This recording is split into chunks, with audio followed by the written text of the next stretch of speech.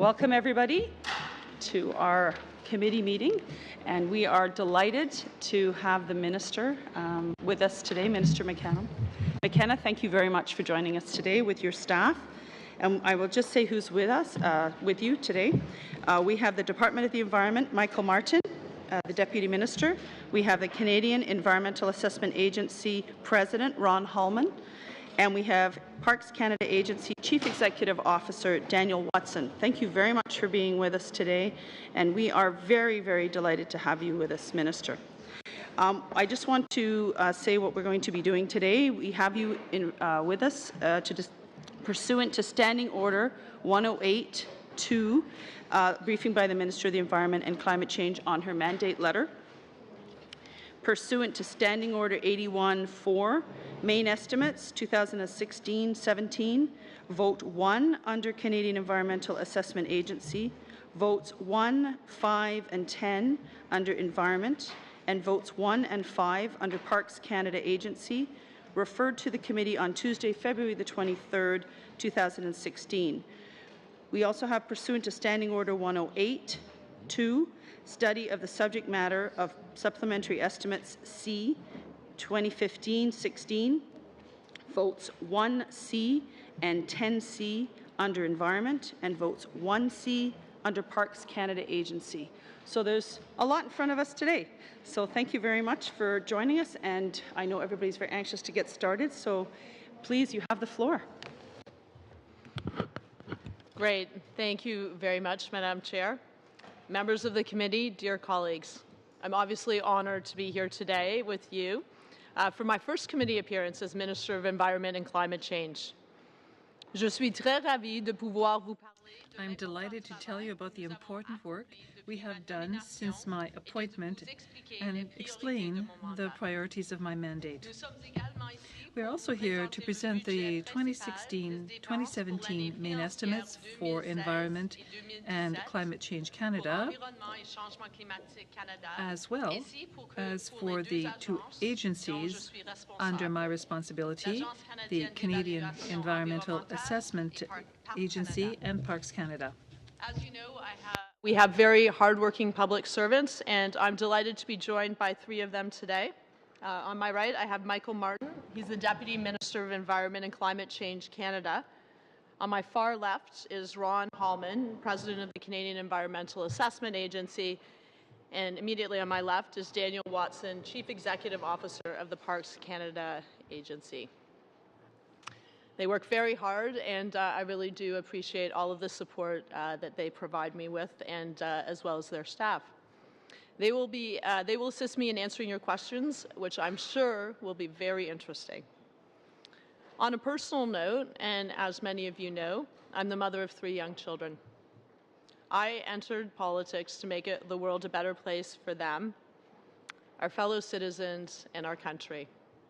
That is why I was particularly delighted when the Prime Minister asked me to work on the issue of climate change, because in my view, there is no greater challenge for our generation. Madam Chair, as you are aware, my mandate letter is extensive.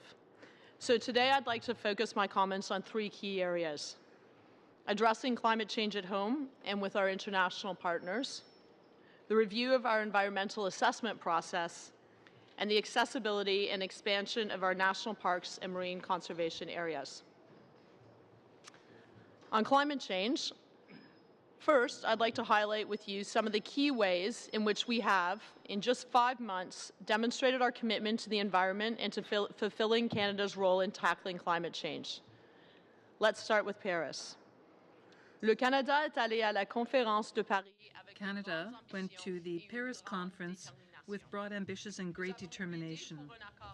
We pushed for an ambitious and balanced agreement where every country will take concrete measures to limit the increase in the global mean temperature to well under 2 degrees and to make efforts to limit the increase to 1.5 degrees. My team succeeded in getting key results in the negotiations, notably the inclusion in the final agreement of language recognizing the rights of Indigenous peoples internationally and the text on the markets, which I personally helped negotiate. We also announced $2.65 billion to help the world's most vulnerable populations address climate change. It was heartwarming to see nearly 200 countries come together in good faith to take action on climate change. But we all know that the agreement was just the beginning. The real work must take place in every country at every level. In that regard, I'm happy to report we have made tremendous progress on the bilateral stage. Just over a month ago, President Obama and Prime Minister Trudeau affirmed their common vision of a prosperous and sustainable North American economy. They both see the Paris Agreement as a turning point, and our countries will sign the agreement this Friday in New York City on Earth Day, along with at least 150 nations from around the world. In Washington, our leaders adopted the joint Canada-US Declaration.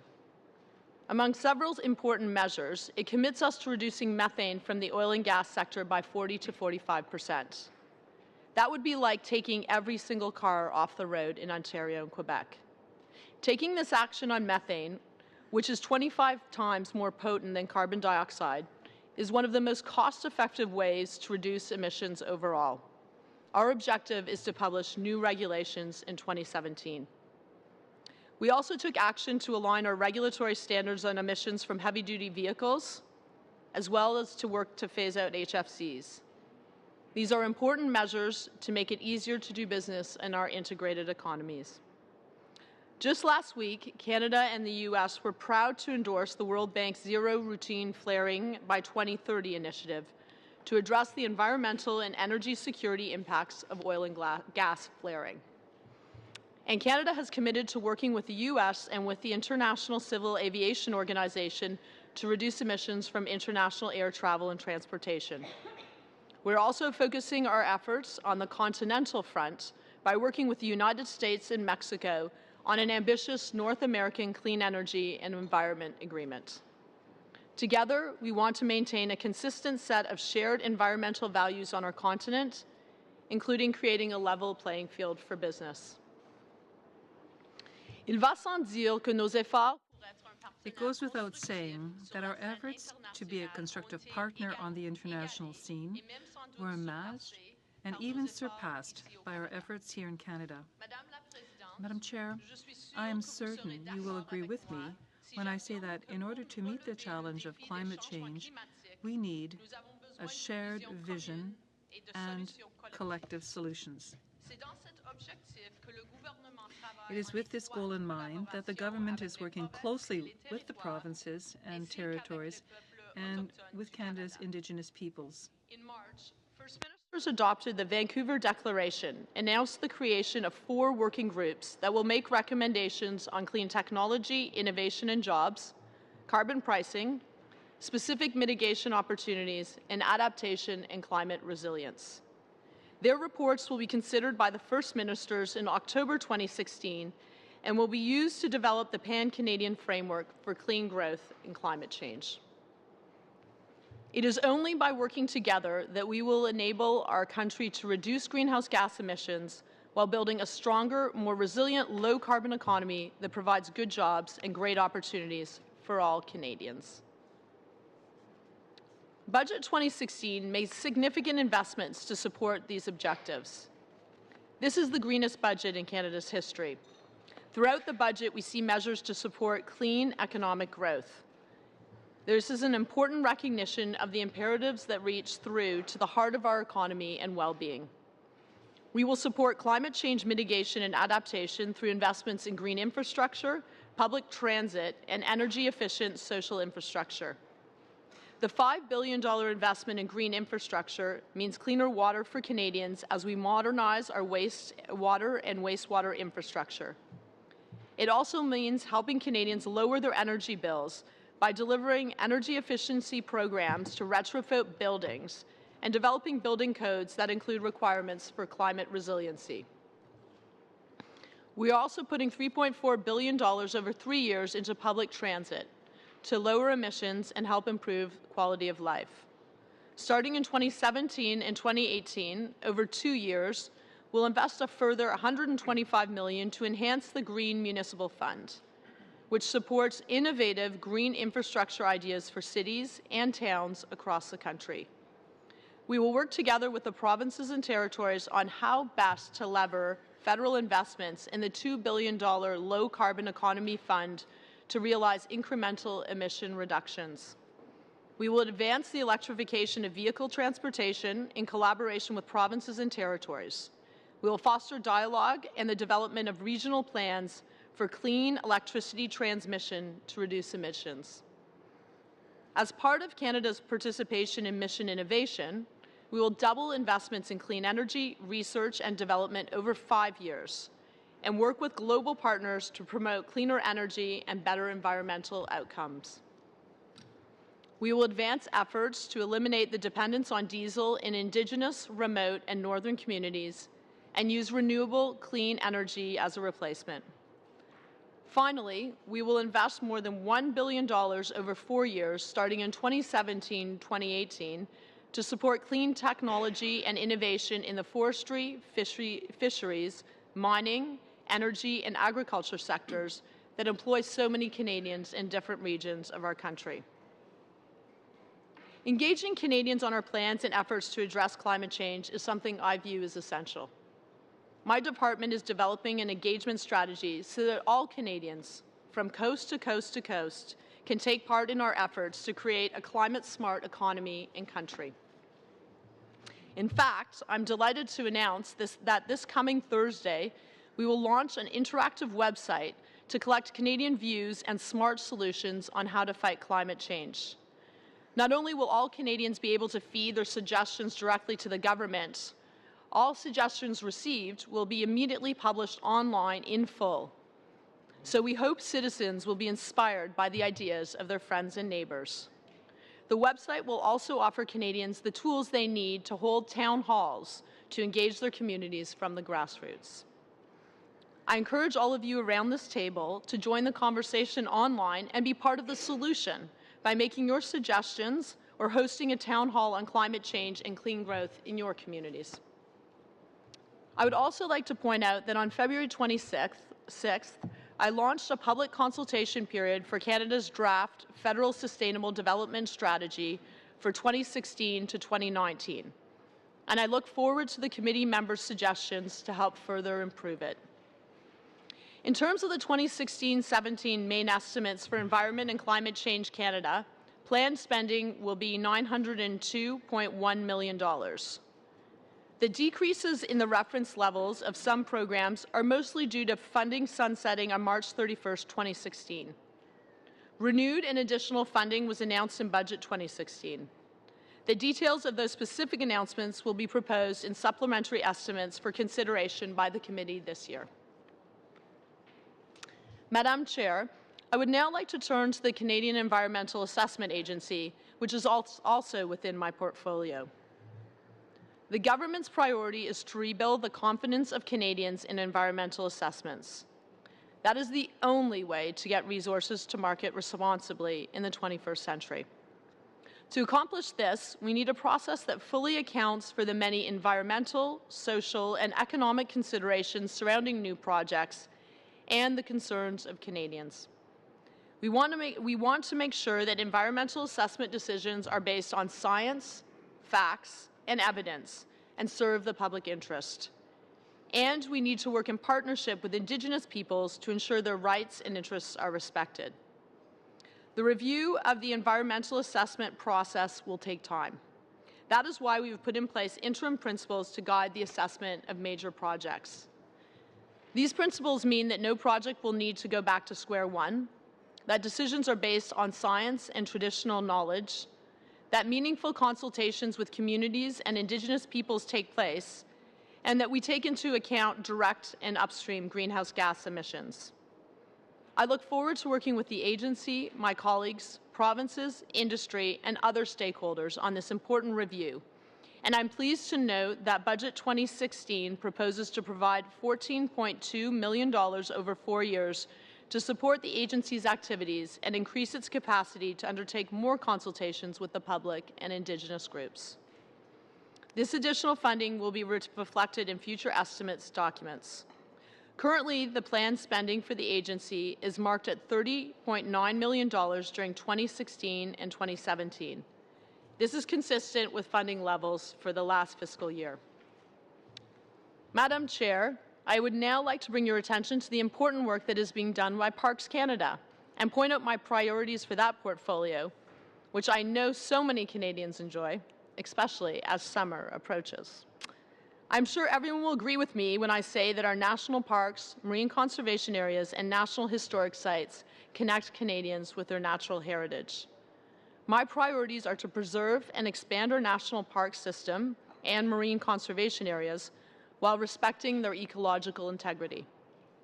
In that regard, I can report that we have had very fruitful discussions with the Government of Ontario as well as with interested citizens to advance the completion of Rouge National Urban Park.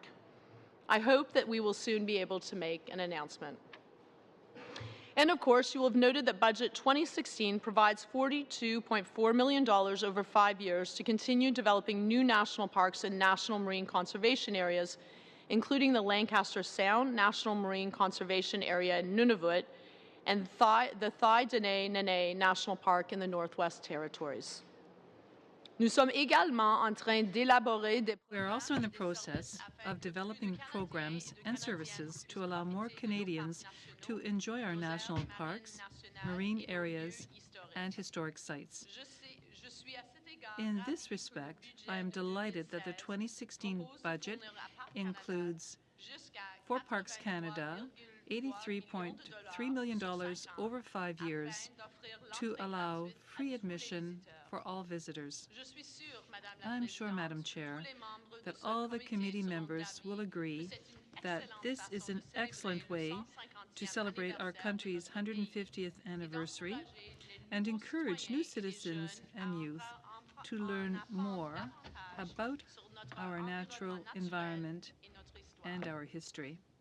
Finally, I would like to say that I've learned to appreciate the essential role protected areas play in conserving nature and helping to mitigate and adapt to the impacts of climate change. I believe that we just need to scale up our efforts to conserve the healthy, resilient ecosystems that we all depend on for our well-being. That is why I'm pleased that Budget 2016 is providing $81.3 million over 5 years to support marine conservation activities, including the designation of new marine protected areas. We are certainly determined to deliver on our promise to protect at least 17% of our land and 10% of our ocean by 2020. In terms of the 2016-2017 main estimates for Parks Canada, the planned spending for this fiscal year is $1.17 billion. The increase this fiscal year is mostly due to investment funding that Parks Canada has received to address infrastructure needs in national parks and national historic sites across Canada. And of course, all new funding announced in Budget 2016 will be reflected in future estimate documents. In conclusion, I want to stress how important it is to me that we work in the spirit of collaboration within our own government and across party lines, with other jurisdictions in Canada and abroad, with individual Canadians, the private sector, and scientists, with NGOs, local communities, and Indigenous peoples. I would like to thank all of you for the important work you are doing as members of this committee. As parliamentarians, we are invested with a very important task when it comes to issues related to creating a clean environment and a sustainable economy for the benefit of all Canadians, as well as future generations of Canadians. As a new minister, I value your insights and welcome your suggestions, and I'm very happy to take your questions. Merci. Thank you very much, Minister. Everybody's very anxious to get on to asking the questions, the important questions. And so we'll start with Mr. Shields, please. Thank you, Madam Chair. Welcome, Minister. Glad to have you here. One of the things you did mention here was the $2 billion investment that you're looking forward to working with. So the question I would first have is, with that $2 billion, one of the first things that happens is people want to know how to access it. Is it through provinces and then the municipalities, or is it private sector? So that's always when there's announcements made, people want to know where's the door, how do we get to it, and how do we disperse it. That's the first step. The second part of it would be the $50 million elsewhere for the natural resource sector that's been talked about for them as well. So is that part of the $2 billion, or is the $50 million separate for the resource sector? Thank you very much for your question. So I believe that you were referring first to the $2 billion low carbon economy fund. Yes, sorry. Yep. Yeah, and so the $2 billion low carbon economy fund that was announced in the budget is intended to be funds that we would leverage to help reduce emissions in the most efficient way. So as you know, we are going through a process with the provinces and territories. So at the First Minister's meeting, the Prime Minister and the provinces and territories agreed that we need to meet our international obligations. And so this is part of this discussion. So we now have 4 working groups that have been set up. One is on carbon pricing, one is on mitigation opportunities, one is on clean jobs, technology, and innovation, and one is on adaptation. And as we go through that process, we're having discussions. It's already started. We're having discussions with provinces and territories, and we'll be listening to their suggestions about how we can support them to reduce emissions. So it's going to be, we are going to be considering what are the most effective ways to support opportunities to reduce emissions. And we're really looking forward to hearing from the provinces and territories about their ideas and how we can help them. I should also say that municipalities have a huge role to play, and we certainly recognize this. We have funding that has been set aside through the Federation of Canadian Municipalities. They have a Green Municipal Fund, I believe it is called, and we've set aside money, and that would be to help municipalities who are looking at projects to reduce emissions. And I have had many meetings with municipalities across the country who are very, very committed to reducing their emissions. The second pot of funding I believe you're referring to is how we can, it's about clean technology in the natural resource sector. Right. And I think that's also really important because clearly there are ways that we can develop our natural resources in a cleaner way. We had our announcement with the United States, which is a very good example of that. So we announced that we were going to reduce emissions from methane, from oil and gas, by 40 to 45%. And this is a great example of how the economy and the environment go together. There's now low-cost innovation that actually allows you to, in a very efficient way, reduce emissions from that sector. So once again, through the process that we're going through the provinces and territories, in discussions with business and the natural resource sector and with environmental NGOs and other groups, we'll be receiving suggestions about ways that we can develop our natural resources in a more sustainable way. And that's where we'll be looking at where do we most effectively deploy what are significant but limited dollars. So the $50 million is then a separate piece from the $2 billion? So we have the $2 billion Low Carbon Economy Fund is a separate fund.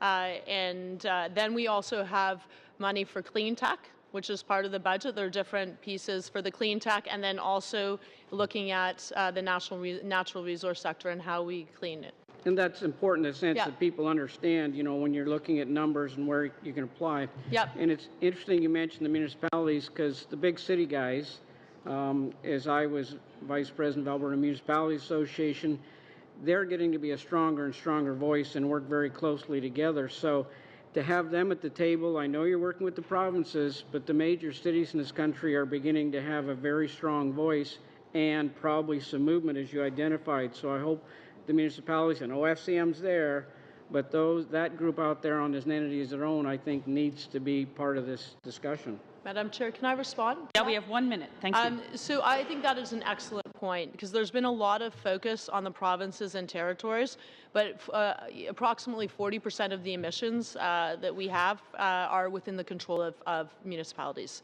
And so that's why when I went to the Federation of Canadian Municipalities, I said, look, I know you want to be partners. Many municipalities from Ottawa, that just announced its climate plan, to Vancouver, that's been a leader, have plans to do the same exercise we're doing, reduce their emissions by a certain percentage.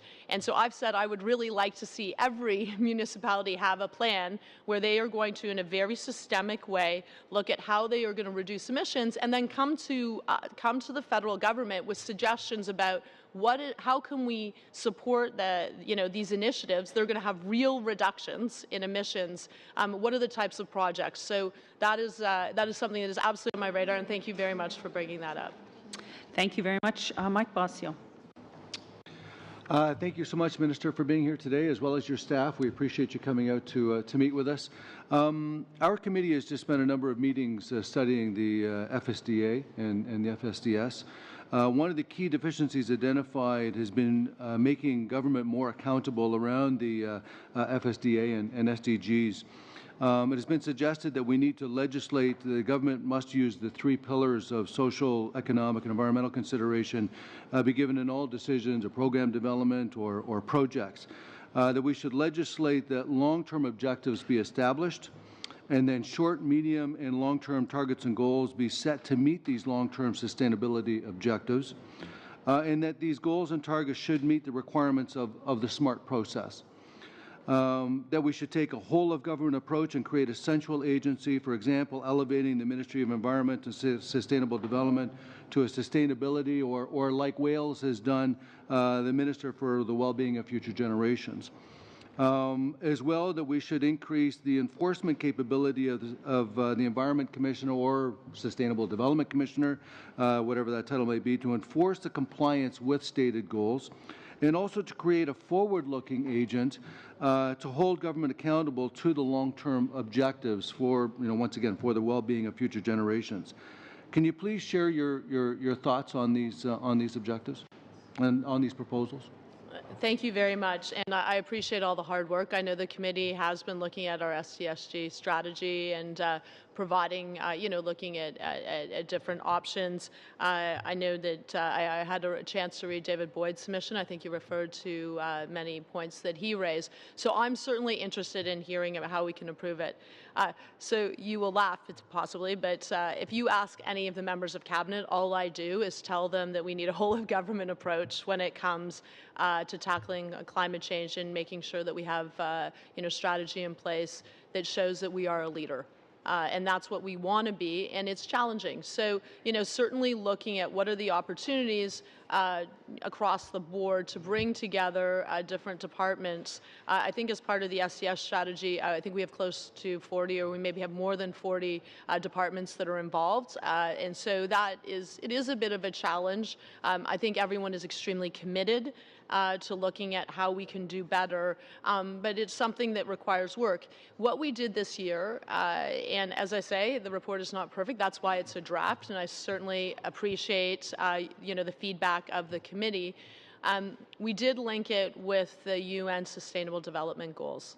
And I think that's very important. The Sustainable Development Goals are something that I certainly care deeply about.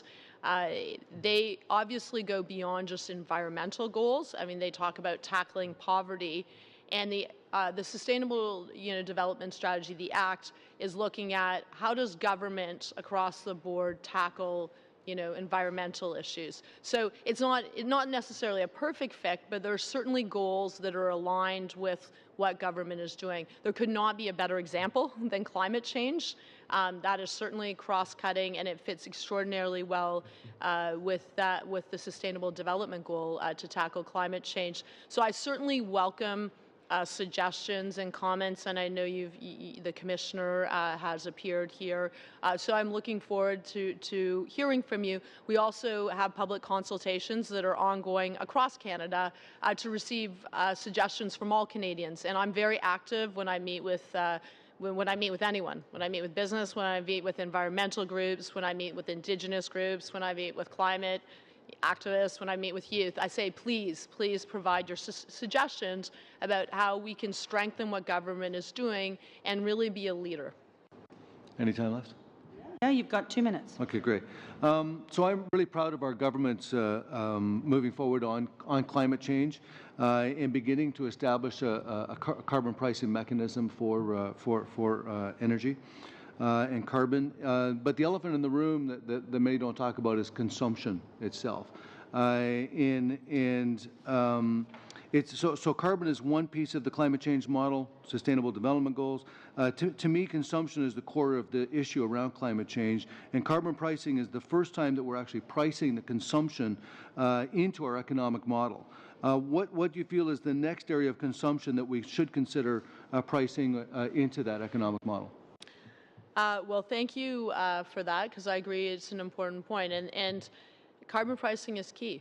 I was actually just in Washington this week speaking with CEOs and environmentalists and political leaders about the importance of carbon pricing, because we need to price what we want less of, pollution, and reward behavior that, reward cleaner solutions. And so that is an important mechanism. I would say that we aren't quite there yet, so I'm glad you're very optimistic. We still are, we have a process to go through with the provinces and territories. I mean, it depends when you talk about pricing consumption. I think there's a number of different models, but I think, one area that I think a lot about where we can do a lot better is efficiency. I mean, we're wasteful when it comes to, when you look at where emissions are coming from, buildings and vehicles. Those are huge areas where if we have efficiency standards, we can produce less pollution. And I think that, that's part of, once again, the working group process that's been established. Thank you, Mr. Cullen. Chair, thank you, Minister, for being here. Thank you to all your officials as well. Congratulations again on your appointment to such a critical role, and also congratulations for your commitment, Canada's commitment to limiting emissions to 1.5 degrees above pre-industrial 1990 levels. Did your government or did your department consider any kind of a home retrofit program in Budget 2016? Thank you very much. And thanks for your work in this regard. Look, we're looking at a whole range of different measures. One thing I will say that I'm very proud of in our budget, and something that I advocated for very strongly, is we have significant investments, as you all know, in social infrastructure. I said that, I advocated, and ministers were all on board, that if we're going to build social housing, we need to make sure that it's extremely efficient. That's not just retrofits, which it does include, but it's also new housing, because it just makes economic sense. So, and I think that's laudable. My specific question was just, did you consider, we'd had previous home retrofit programs that were wildly popular, proved themselves under a government analysis to be effective as well, both for homeowners reducing their costs and also reducing our GHG emissions. As you just mentioned, buildings contribute quite a bit. Just a yes or no, did you consider it? Will you consider it in the future? So we are in, as you know, we're in the process, we're in the discussions with provinces and territories, but through that process, we have different working groups. One of the working groups is on mitigation. And as part of that, there are sub-working groups. I won't name all of them, but one of them is on buildings. So I know that there will be, and different groups have spoken to me about different structures of retrofit programs. So we'll be looking at all solutions in that regard. This wasn't a trick or a complicated question. All I wanted to know was, did your government consider a home retrofit program in drawing up Budget 2016? Yes, you considered it and rejected it for now. No, you didn't consider it. That's all I'm looking for. So we are always looking for solutions, so we consider all solutions. Okay. In our budget, you saw the significant investments we're putting in all sorts of areas. So retrofits in social housing was one of them. We now are in a process where we want to hear from the provinces and territories about how we can make the most cost-effective investments, because we have obviously limited resources. Minister, you'll understand, and so we will be my time is very them. limited. I'm trying to keep my questions fairly brief and straightforward in order to get as many questions through as we can. Your government committed, your party committed to remove the subsidy to oil and gas. In fact, here's the quote: "We will fulfill Canada's G20 commitment, which the previous government made in 2009, to phase out subsidies for the fossil fuel industry. Yet Budget 2016 locks in those very same subsidies until 2025. Does this not both open and shut the door at the same time? Is this not the sucking and blowing we've seen from federal governments for years when it comes to carbon emissions?" So I'm very glad to reconfirm our commitment to eliminating fossil fuel subsidies. That is extremely important. In fact, we reiterated this in our declaration with the United States. I am working with the finance minister looking how we can do that. Today I was actually at an announcement with Celine Back with Analytica talking about how we need more innovation in the clean tech sector. And so that is part of this. We need to be looking at how, opportunities for clean tech companies to succeed. So in direct answer to your question, yes, we are looking at how we can eliminate fossil fuel subsidies. But yet that wasn't your commitment to the Canadian people. Your commitment to the Canadian people is we will fulfill Canada's G20 commitment, which was already 6 years old at the time that you made the commitment, and now we're looking at another 10 years to go by before any action is done on this. Here's a question. When will Canada's emissions begin to go down? I'm hoping as soon as possible. We had a government, unfortunately, for the last 10 years Agreed. that did not make the necessary investments or create the necessary signals, market signals that were key to doing that. You can't bend a curve overnight. So, as you know, we are now working through a process with the provinces and territories, which is really how we're going to be able to be serious about making a commitment.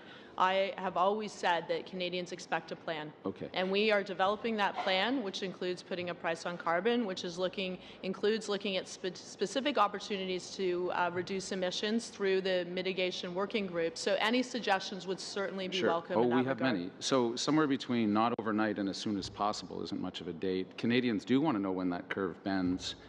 When we go to New York and sign that commitment on Earth Day, we will be using Mr. Harper's targets that are woeful and inadequate in meeting our global commitments. Here's the last question. You committed to this 1.5 degree ambition. When asked in Paris, had you done any translation as to what that target would actually mean for Canada, or if any analysis had been done? Your response was no. You understand the preoccupation from Canadians, having been through this movie before where a commitment was made without a plan to get there.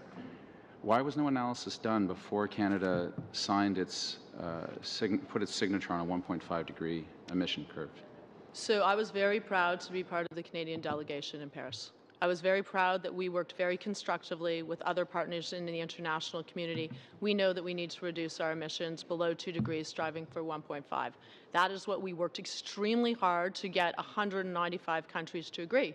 And now we are doing the hard work to figure out what the plan is so that Canada can meet its international obligations. I take that extremely seriously, and at the end of 6 months, you will see, the plan to do that. Thank you. Mr. Fisher. Thank you very much, Madam Chair, and thank you, Minister and gentlemen. Minister, as per your mandate letter, you're to work with the Minister of Infrastructure and Communities to make new investments in green infrastructure. I've said it before, I've said it here at this committee. Real environmental leadership starts with us here in government. I'll use a few examples of just here in the Hill. You walk into a washroom in Centre Block, the radiator's blasting at 110 degrees and someone's opened the window because it's too hot. We've got electric vans driving around in circles all day long, driving MPs around. Sorry, gas-powered vehicles, not electric. When we should have electric, we should have charging stations, we should have bike racks, we should have bike share. I would happily take a bike and go down to Confed after each meeting. There are many other opportunities just right here, not counting federal government across the board, not counting what you've spoken about with municipal governments. I know in my municipality, in Halifax Regional Municipality, they did Solar City. They're taking some and that's the Green Municipal Fund as well. So there are a lot of people doing individual things at government, but what ways do you think that we can lead by example, specifically us, to send a message to industry and Canadians that we're serious about this and hopes that they will follow our examples?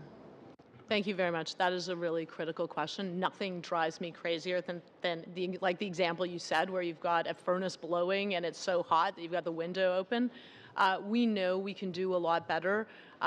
Government procurement, clearly we need to be doing a lot more and thinking across the board, how do we do better? I provided one example, social housing. We cannot be giving money, we're not supporting social housing providers without having some, expectation that we're going to be building energy efficient housing. So certainly through the infrastructure money we're investing, whether it's in social infrastructure, obviously public transit, green infrastructure, we need to make sure that we have standards so that we actually get reductions in emissions. In terms of the whole of government approach, I think that's very important. We're looking at Government of Canada buildings. How do we ensure that they are at the highest standards when it comes to efficiency? Electric vehicles. I'm hopefully changing soon. I'm going to look over at my deputy to an electric vehicle. I have a hybrid, but I would really like to have an electric vehicle. We have an electric vehicle charging station at Environment Canada and Environment and Climate Change Canada, but we should have that across the board. Our fleet should be electric vehicles. We absolutely do need to be leading by example.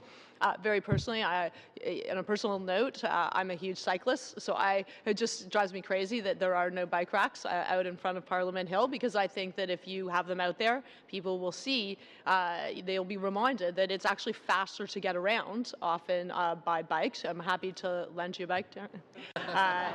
Happy to take it. I can double. No, actually, we can't double. That is not a good practice. But I think you're absolutely right that there are lots of ways where, in particular through procurement, we can do a better job. But department by department, looking at how do we ensure we have the best practices. I will give a shout out to many provinces that they look at how they can reduce their emissions. How do they become a net zero government?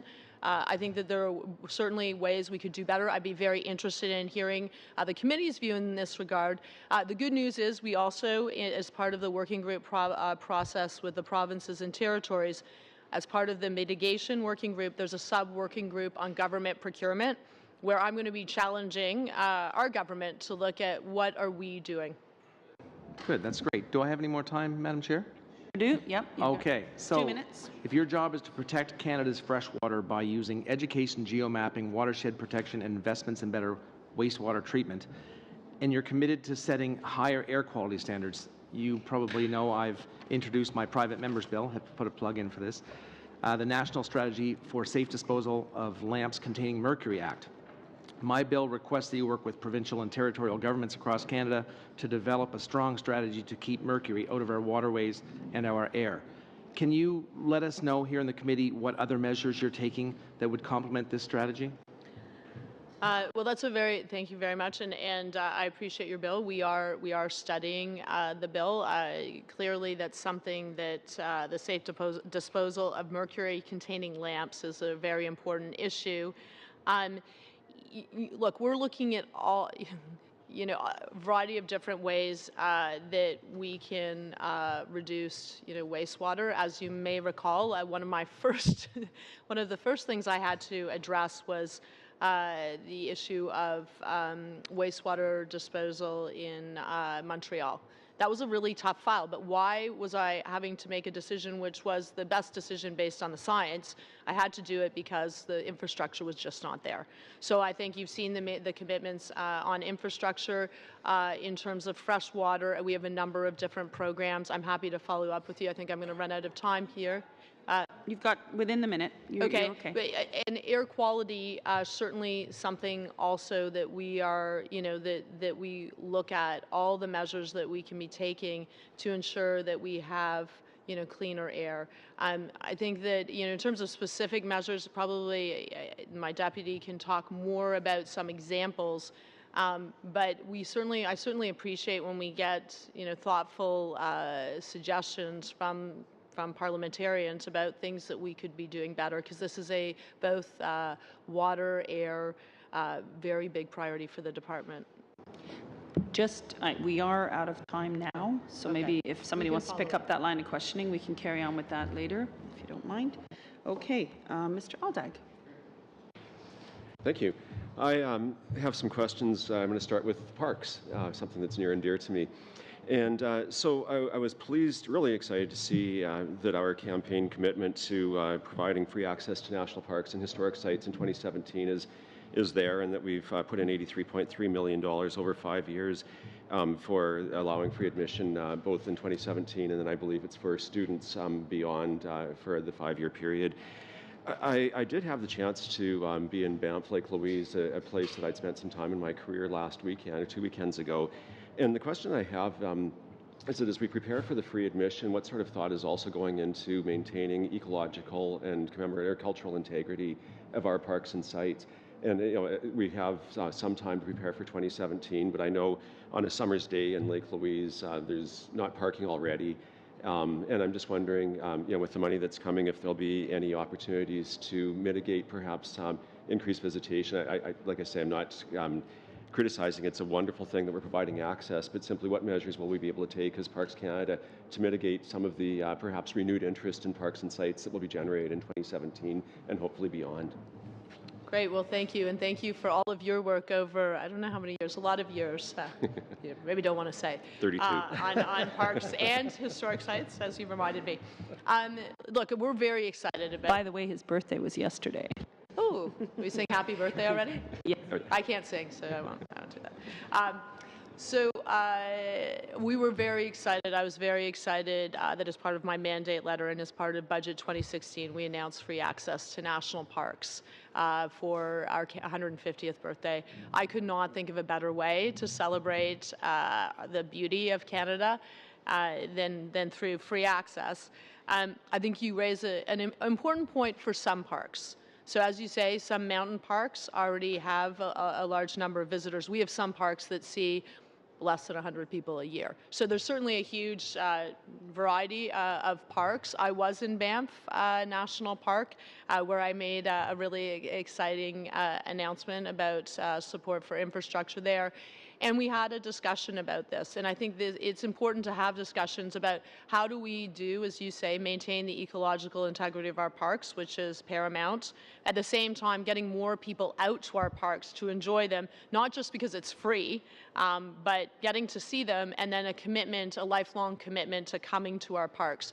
So we are having discussions, in particular with parks where they already see a high volume of visitors, to look at how we can ensure that, maybe promote it so people come at different times where they go to different areas, and just overall, how do we ensure that we maintain the ecological integrity of our parks. But I think that is manageable, absolutely manageable. And I think it is just a really exciting opportunity for our country. And what I'm also focused on is looking at what are the programs that we can expand? What are the new programs? What are the new opportunities to get Canadians who do not see our national parks, lower income Canadians, new immigrants? How do we make parks more accessible to them? Because I think it is really important that parks aren't just for people that can afford to get to parks or who are used to canoe tripping or building campfires. There are a lot of Canadians that, just have never had the opportunity to go to a park, and it's a bit daunting. And so we're expanding our Learn to Camp program. We have a number of other programs where we're promoting to get disadvantaged Canadians, new Canadians to parks. I'm also excited to actually talk about 2 other programs. Starting in 2018, we will have free access to national parks to Canadians or to Canadian youth, children under 18 and under, and new Canadians in the first year that they get citizenship. So these are great initiatives, but they're not everything. We need to be thinking about, okay, how do we now get people there? How do we facilitate transportation there? How do we facilitate camp experiences? Excellent, thank you.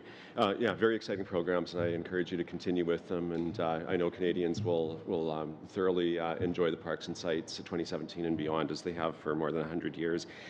You'd mentioned about buildings contributing to greenhouse gases, and I was also delighted to see in the budget the $20 million over the next 2 years in the National Cost Share Program.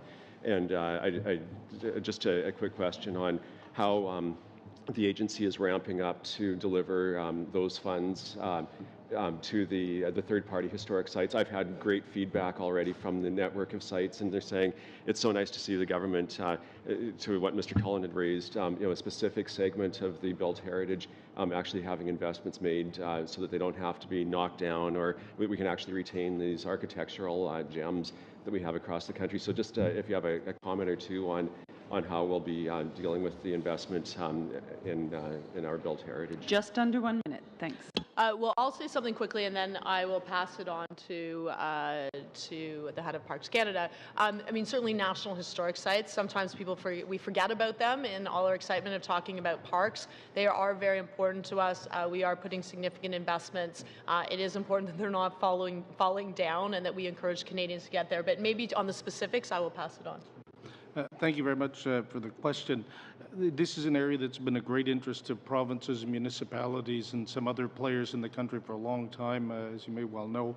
They've been asking this for a number of years, and so we're working closely with them through an existing federal, provincial, territorial working group to sort out the details. We expect to have these rolled out before too long, and there is a big backlog of demand in this very area. Thank you very much. Mr. Fast. Well, thank you, Minister, for appearing before committee. It's good to have you here for the first time. You have often said that the environment and the economy go hand in hand, and I fully agree with you.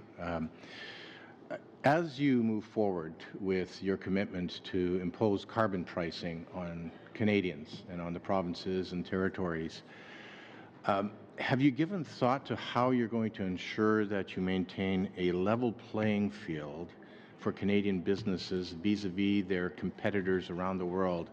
And I'm thinking of the United States, which in a perfect world would move lockstep with us in implementing our approaches to climate change. The reality is we move at a different pace from the United States typically. And the same is true for all of our key competitors around the world.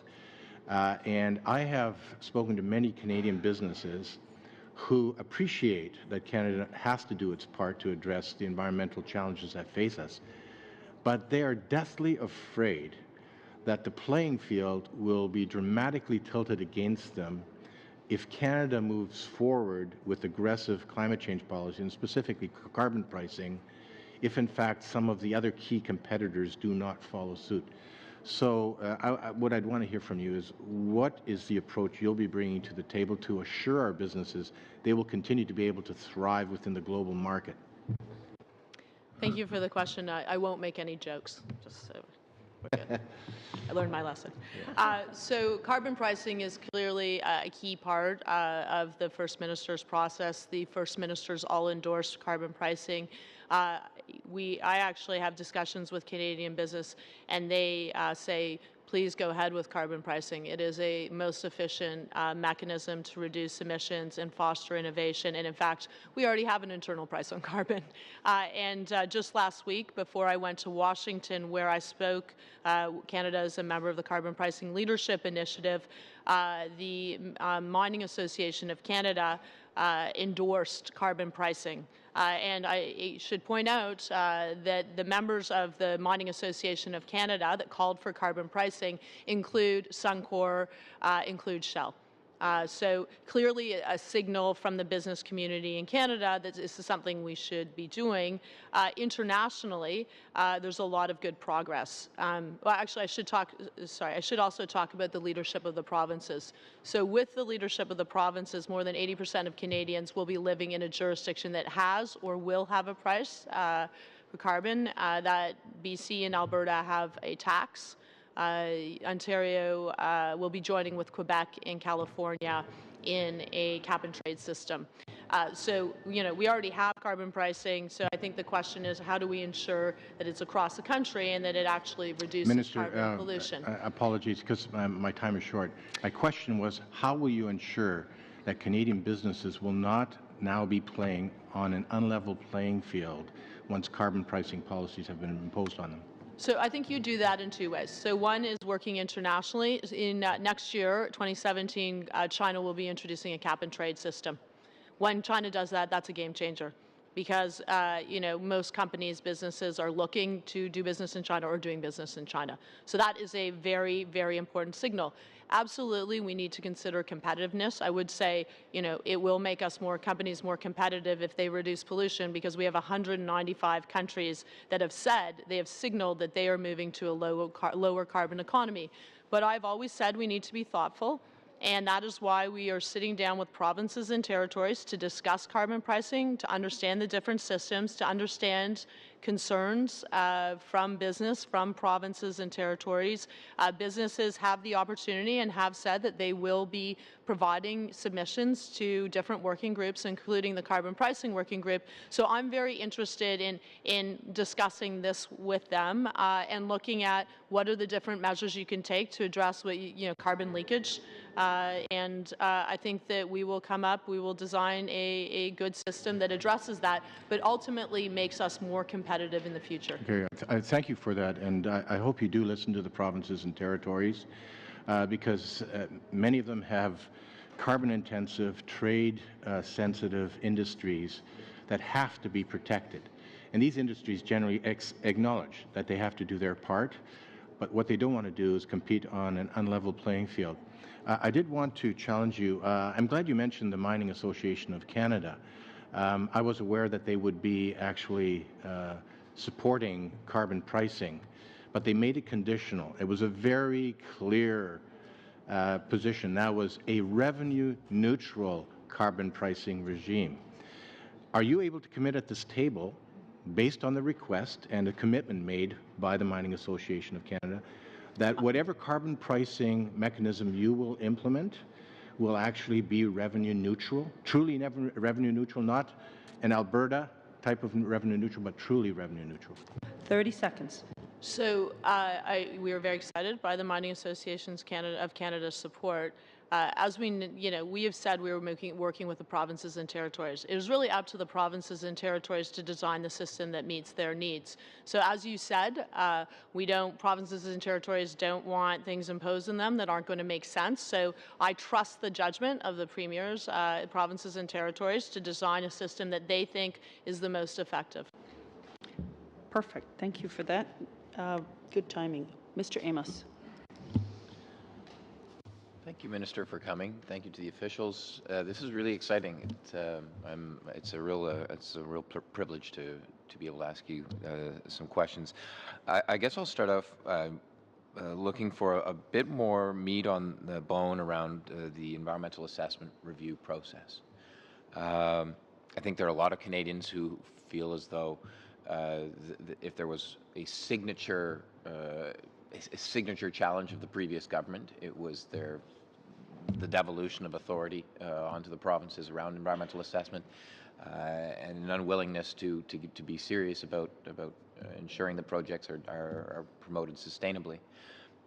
What can you tell us about what the consultation looks like? I mean, I understand it's going to take time. I understand it's going to take consultations with various players. But can you maybe shed a bit more light on how Canadians can expect that process to roll out? Thank you very much, and thank you for all your work on environmental issues through your career. So, as you all know, my mandate letter it was restore the confidence of Canadians in our environmental assessment process. There are concerns with the changes that were made in the new in the SIA 2012. And so what we are doing is two things. One, we are addressing projects that are currently under review. So those projects, we announce interim principles. What is great is I work very closely with the Minister of Natural Resources, which doesn't always happen in governments, but we are absolutely aligned that to get our resources to market, it has to be done in a sustainable way, which means that we need to be working together. Those principles included ensuring that decisions were made on evidence, facts, and science, as well as traditional knowledge, that we had proper consultation with communities, that we engaged with Indigenous peoples, that we looked at upstream greenhouse gas emissions. So that's on the interim process. Now, with the review of our environmental assessment process, we're looking at different options. Obviously, the committee there would be an opportunity for the committee to provide any feedback on, what the committee believes our environmental assessment process rebuilding confidence, what that would look like. Legislative changes would come to the committee, and we are still listening to different groups. We've met with Indigenous groups, we've met with environmental groups, we've met with business to understand, to try to determine what would be the best way to move forward in a very timely fashion, because we understand that we need to be doing this in a timely fashion so that we have a robust, modern environmental assessment process that has the confidence of Canadians. Thanks. I'd like to return to the line of questions that Mr. Bossio was pursuing around the Federal Sustainable Development Act. We obviously have taken it upon ourselves as part of our unanimously agreed to work agenda to evaluate not only the strategy that is proposed, but more broadly the Act itself. And the purpose of the FSDA, of course, is to ensure accountability and transparency in the federal government system, and obviously it represents a major opportunity. The federal government itself is a huge enterprise that spends billions of dollars, and there are many opportunities to make major gains on climate files, but on others as well. I wonder, you've got an interesting view. You've seen the whole of government, how it operates from the core out. What can you tell us so far from what you've seen about, what you would like to see improved in the government operations? And I would also, if you're so inclined, I'd invite your officials to comment as well. I mean, the system isn't perfect. The federal government system isn't perfect in terms of how it operates. There got to be ways to improve it. And we're looking at making recommendations on that, but I wonder if you could provide us some initial remarks as we contemplate it ourselves. Well, I can't say in 5 months that I know everything about how government operates, and procurement is a particular complicated area. As I said, I mean, what I see the opportunity, but also the challenge, is that, I have a very clear mandate to reduce emissions, including, with our own government. But as the Minister of Environment and Climate Change, I'm not the minister responsible for, a lot of, like procurement in most areas, except, obviously within the agencies and the department. So I think that trying to, figure out how we can ensure that the goodwill that clearly exists, I will tell you, across the board, everyone is extraordinarily supportive, from the ministers to the officials, to our mandate, to my mandate to reduce emissions for Canada, to have, take a significant steps, to demonstrate that we get it, that we need to be a leader when it comes to reducing emissions. I mean, it's to figure out how to translate that. And that, really is the challenge. And so that's why, I really put it out to the committee, but also to Canadians. How do we do that? How do we ensure that we have a whole of government approach, not just to climate change, because it goes beyond climate change. It goes, to air quality, to water, to these other areas that we were discussing. How do we ensure that we have tangible objectives that are, measurable, so that we can ensure that we're actually, reaching them and measuring them, but also that it's across government. So I don't know that I have the solutions, but I certainly, appreciate the thoughts of the committee and of Canadians with the draft that was put out there. Thank you, and I'd like to welcome Marilyn Gladu for joining us today at committee, and it's your turn. Very good. And thanks to the Minister and her team for coming today. I'll be looking for concise answers, and I'll say thank you when I've heard enough of the answer, because I want to make the best use of my time. So my first question is this. Being that Canada's contribution to the overall global footprint is less than 2%, what tangible temperature decrease do we expect to see from the billions of dollars being spent on climate change? I think everyone needs to be doing their part. Canada has to be doing its part, and unfortunately right now we're going in the wrong direction when it comes to emissions. If we don't, if every country doesn't do its part, then we are never going to be below 2 and be below 1.5. That is why we are working so hard to come up with our strategy to reduce emissions. There wasn't a lot of action. In fact, we went in the wrong direction in the last 10 years. So we need to be serious. So my concern then is that, if we spend our billions, we still may accomplish nothing something because we're not significant. I'm not saying we shouldn't do something. I'm just arguing perhaps the approach should be to leverage our technology to the substantive contributors. My second question, I want to talk about my riding of Sarnia-Lambton, which, as you may know, has a large number of refineries, including Shell and Suncor that you've talked about, and ExxonMobil as well. We also have Nova Chemicals that's looking at doing $1 billion polyethylene project, all coming from the Marcellus shale gas based on methane. And so obviously for my riding, it's a huge concern to them at a time when electricity prices from Ontario are at 17 cents a kilowatt hour. They're looking at the cap and trade system being brought in. They're concerned about a second federal price either on carbon or on methane. Now our industry locally is transitioning to the bioeconomy. So we have BioAmber, we have biorefinery from Comet, we have huge innovations in renewable energy and clean tech. And we're in the transition phase. So my concern is, what will the government do to recognize that this is very tough economic times, and we have these multinational companies that have choices about whether to invest there or not. And we want to make sure that, we don't over-punish them while we're transitioning to the bioeconomy. So I totally agree with you. We need to ensure that, resources get developed, but in a sustainable way. It is challenging. It can be challenging, but what I believe a carbon price does is it's just a market mechanism that rewards.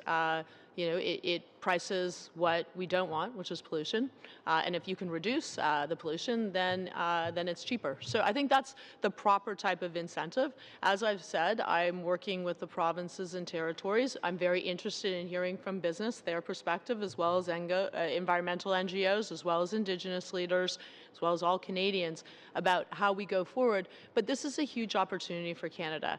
Today I was in an announcement with, as I said, with the clean tech industry, and unfortunately we're going in the wrong direction when it comes to clean tech. We could be a world leader. Those are opportunities as well. Okay, I'd like to invite you to come to Sarnia, actually, because our Lambton College is a leader in clean tech, and there's lots going on. My last question for you has to do with, I didn't see anything in Budget 2016 about Lake Erie. You know that Lake Erie is turning green from algae, and it's rather at a crisis state. So coming from southwestern Ontario, I'm wondering, how is your government going to address that crisis? I will talk in general terms, and then in terms of specifically Lake Erie, I will turn it over to the deputy. Protecting our water is really, really important, our fresh water, and looking at, as you say, whether it's algal blooms or other pollutants. We work very, very closely, including with the United States. But it's something I can perhaps get back to you, or else I will ask my deputy if he would like to add something.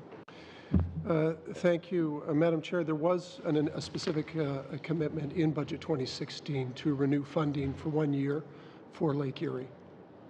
Thank you. Do I have any time left? You do. You have 45 seconds. So quick, fast on the environmental assessment process. So recognizing that we're looking to make sure that projects move forward, I see that we had added a greenhouse gas emissions assessment of upstream and downstream impacts, which, I'm used to as a chemical engineer working 32 years with companies like Shell. They have those processes. But I didn't see that a criteria for what's acceptable was established. So I'm wondering, has that been established, or is there still no way of judging once you've got all the data whether it's okay or not?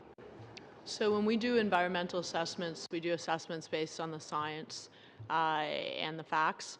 So that is why it is very important to look at greenhouse gas emissions, both direct and upstream. But clearly it's a project-by-project approach.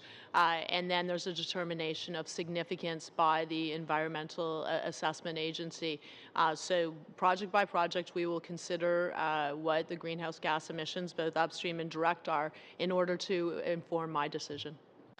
Thank you very much. Mr. Cullen. Thank you, Madam Chair. I'm going to cede my time to somebody I think who has apparently some opinion on this matter. Ms. May could ask a few minutes of questions, please. Over to Ms. May. And a huge thank you to Nathan Cullen. And Minister, thank you. And I want to again say that you didn't oversell what you did in Paris. You performed an enormous role in the success of the treaty and getting 1.5 in there. But I do want to correct something in your written statement, if you'll forgive me. It is not the greenest budget in Canada's history. You need to look at the 1993 budget or the 2005 budget for the greenest budgets. You could say this is definitely the greenest budget lately. And I want to try to address as many points as I can in the time I've got. The first one is... You got 3 minutes, but now related to Paris very directly. As Nathan Cullen mentioned, our current target is still the one that was tabled by the previous government in May of last year. So since the Paris Agreement works on the principle of ratcheting up, we know that the aggregate of all targets of all governments, if achieved, take us to as high as 3.7 degrees Celsius above the global average temperature before the Industrial Revolution. It's urgent that countries begin removing their INDCs, ratcheting up and tabling new ones. So I know you're in a tension with what the provinces are willing to take, what businesses are ready to take, but without federal leadership in tabling a more ambitious target, how do we get other countries to withdraw their INDCs and ratchet up as well? So that's my first question, is when will you move the old INDC out of the way, which you've referred to as the floor, and start getting us somewhere near a ceiling? Well, thank you very much, and that's very kind of you, the kind words. I appreciate that, and I appreciate the fact that you were there supporting the government in Paris. You're absolutely right. We do not, the commitments of all governments do not translate to below 2, striving for 1.5. They don't, and that's why the ratcheting up mechanism every 5 years is going to be critical. In terms of where we will be, in terms of our international commitment, make no mistake about it, the federal government is going to show leadership on this. But I don't think that there is any point in putting a new target out and saying, wow, we're great, we've got an ambitious target, but once again, we don't have a plan to get there. So while 6 months is, not as fast as some would like, I think that is how you move forward in a thoughtful way. As we have heard, different provinces and territories have different challenges and different opportunities, and we need to sit down with them and figure out how we can support them. But I've said our target is a floor, not a ceiling, and so at the end of 6 months, my job is to provide the Prime Minister with a recommendation. Okay. Thank you. A very specific question. We have 3 minutes and we're out of time. Oh, sorry. I'm so sorry. I was hoping to get in a question about the Southern Strait of Georgia National Marine Conservation Area. I'm really sorry. We're going to start now on a third round of questioning to give everybody a chance. I think this is a wonderful opportunity and we can take advantage of our time. So we have a third round going. So we're Mr. Fast. Well, thank you, Madam Chair, and thank you again, Minister. In your previous comments to my questions, you made a pretty bold statement, and I think I'm quoting you correctly. All premiers endorsed carbon pricing at the summit in Vancouver. If I were to ask Brad Wall, Premier Brad Wall, whether he agreed with that sentiment, I believe you think that he would. And I would challenge that assertion. That every single premier has actually endorsed carbon pricing. Your comments? Well, so in the Vancouver Declaration, which was agreed to by the premiers, by the provinces and territories of the federal government, I can find the language. They agreed that carbon pricing is part of the solution. So. With respect, Minister, I've read that. Discussion. I've read that declaration. It does no such thing. And with the greatest of respect, what the declaration actually does, it commits the premiers and the federal government to go back, establish 4 working groups. One of those working groups is to continue to study carbon pricing, but there is no formal endorsement or commitment to a national carbon price by all of the premiers. And I challenge you at this table to prove to us that, in fact, that is not the case. It is very difficult for me to prove what someone believes. Personally, I can go back to the Vancouver Declaration where it's quite clear we have a working group and a commitment that carbon pricing is part of the solution. But look, you know what? I am very heartened by the fact that we have so many people that are coming around to the fact that carbon pricing is critical. So Ontario Conservative leader and former MP Patrick Brown, and I quote, Climate change is a fact, it is a threat, it is man-made, we have to do something about it, and that something includes putting a price on carbon. As I said, the Mining Association of Canada, I know premiers, obviously care about, what the business community is saying. I would say the business community is saying put a price on carbon.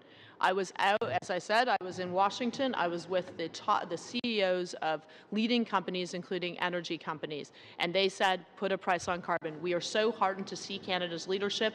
You know what? We need your support to make this happen everywhere. Thank you. This is key. Thank you. And by the way, I'm not debating with you the merits of carbon pricing. It was just the clear statement you had made that all the premiers had endorsed carbon pricing. I don't believe they did. Now, my follow-up question. My follow-up question. I'm running out of time. My follow-up question has to do with this. You made a statement that all environmental assessments under SEPA need to be done based on science, and I agree with you on that. You won't find me challenging that. But Minister Carr, the Minister of Natural Resources, has actually said ultimately the decision will be a political one made by Cabinet. That is disheartening for me. When we have the National Energy Board in place, we have a process in place that is supposed to be science-based. And in fact, even your Member of Parliament for Mission Matsqui, Fraser Canyon, this past week articulated he believed that the NEB should have the final say. And yet we have Minister Carr saying this is a thoroughly political decision which will be made by Cabinet. So which is it? I'd just like to, I will point you to this. First Minister's commit to transition to a low-carbon economy by adopting a broad range of domestic measures, including carbon pricing mechanisms.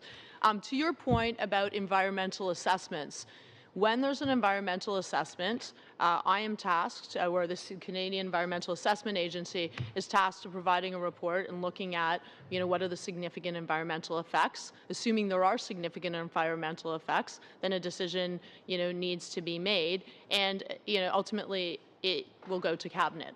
And so there's nothing, that is not a change, that is actually the process. What we have said is that decisions need to be made on science, evidence, facts. They need to take into account the public consultations.